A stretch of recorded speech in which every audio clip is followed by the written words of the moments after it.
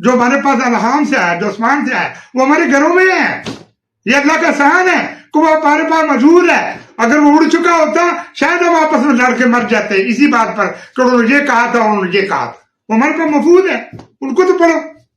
ان کو تو پڑھایا نہیں گیا، ان کو تو گوارا نہیں کیا کہ پڑھانا. نئی باتیں لے آئے، روز نئی سے نئی بات لاتے ہو. میں اس لیے بول رہا ہوں کہ آنے والا انسان سوال کرے گا، اور مجھ پہ اگر سوال ہوا تو میں یہی جواب دوں گا کہ میں نے آج دیا. ہو سکتا ہے 100 سال بعد ہو سوال، ہو سکتا ہے 200 سال بعد ہو، لیکن ہوگا ضرور. مجھے فکر ہے.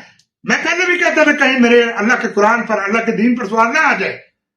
میں نے اس لیے ان کی حدیثوں کی نفی کی کہ محمد صلی اللہ علیہ وسلم صرف ایک بشر ہے، ان کو اتنا نہ آگے لے جاؤ.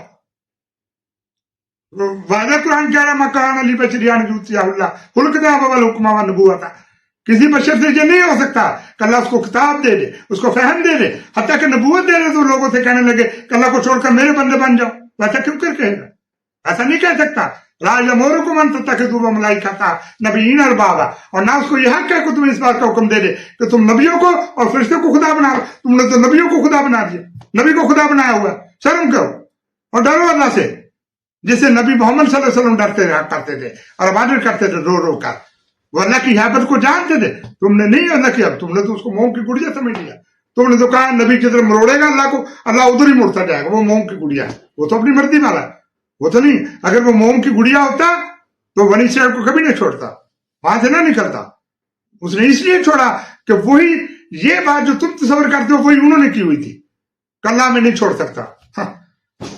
اس لیے میں کہتا ہوں جہالت کی طرف نہ جائیں، علم کی طرف جائیں. اللہ نے جو دین اتارے انسان سے ریلیٹڈ رہا صرف اس لیے کہ لوگوں مجھے نہ بولو. میں اللہ سبحانہ میں نظر تو نہیں آتا، لیکن میں نے ہی کائنات کو بنایا. ہمارا یہ ایمان ہے.